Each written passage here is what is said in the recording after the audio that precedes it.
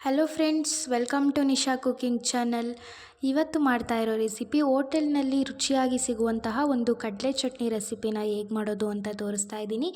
ಕೇವಲ ಒಂದು 2 ನಿಮಿಷದಲ್ಲಿ ಬೇಗನೆ ಮಾಡ್ಕೊಂಬಿಡ್ಬೋದು. ಯಾವ ರೀತಿಯಾಗಿ ಮಾಡೋದು ಅಂತ ನೋಡೋಣ. ಮೊದಲನೇದಾಗಿ ಒಂದು ಬಾಣಲಿಗೆ 2 ಟೇಬಲ್ ಸ್ಪೂನಷ್ಟು ಆಯಿಲ್ನ ಹಾಕಿ ಅದು ಬಿಸಿಯಾದ ನಂತರ ಒಂದು 4 ಹಸಿಮೆಣಸಿನ್ಕಾಯಿನ ಹಾಕಿ ಒಂದು 2 ನಿಮಿಷ ಫ್ರೈ ಮಾಡ್ಕೊಳ್ಳೋಣ.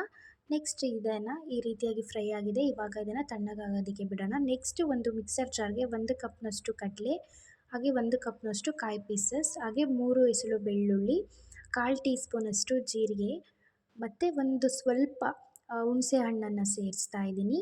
ಹಾಗೆ ಒಂದು ಅರ್ಧ ಟೇಬಲ್ ಸ್ಪೂನಷ್ಟು ಸಾಲ್ಟು, ಸ್ವಲ್ಪ ಕೊತ್ತಂಬರಿ ಸೊಪ್ಪನ್ನು ಸೇರಿಸಿ ಇದನ್ನು ಸಣ್ಣದಾಗಿ, ಅದಕ್ಕೆ ಎಷ್ಟು ಅಗತ್ಯ ಇದೆಯೋ ಅಷ್ಟು ನೀರನ್ನು ಸೇರಿಸಿ ಸಣ್ಣದಾಗಿ ಗ್ರೈಂಡ್ ಮಾಡ್ಕೊಳ್ಳೋಣ. ನೋಡಿ, ಇವಾಗ ನಾನು ಗ್ರೈಂಡ್ ಮಾಡಿ ಇಟ್ಕೊಂಡಿದ್ದೀನಿ. ಇವಾಗ ಇದನ್ನು ಒಂದು ಬೌಲ್ಗೆ ಸರ್ವ್ ಮಾಡ್ತಾ ಇದ್ದೀನಿ. ನೋಡಿ, ತುಂಬ ಬೇಗನೆ ಮಾಡ್ಕೋಬೋದು ಅಲ್ವಾ? ಕೇವಲ ಒಂದು 2 ನಿಮಿಷ ಸಾಕು ಇದನ್ನು ಮಾಡೋದಕ್ಕೆ. ಈ ರೀತಿಯಾಗಿ ಒಂದು ಮಿಕ್ಸರ್ ಜಾರ್ಗೆ ಸ್ವಲ್ಪ ನೀರನ್ನ ಸೇರಿಸಿ ಈ ರೀತಿಯಾಗಿ ಮಿಕ್ಸ್ ಮಾಡ್ತಾ ಇದ್ದೀನಿ. ನೋಡಿ, ಹೋಟೆಲ್ನಲ್ಲಿ ಹೇಗೆ ಇರುತ್ತೋ ಚಟ್ನಿ ಸೇಮ್ ಹಾಗೇ ಇರುತ್ತೆ. ನೀವು ಟ್ರೈ ಮಾಡಿ, ತುಂಬಾ ಇಷ್ಟ ಆಗುತ್ತೆ. ದೋಸೆ, ಇಡ್ಲಿ ಎಲ್ಲದಕ್ಕೂ ಕಾಂಬಿನೇಷನ್ ಆಗಿ ತುಂಬಾ ಚೆನ್ನಾಗಿರುತ್ತೆ.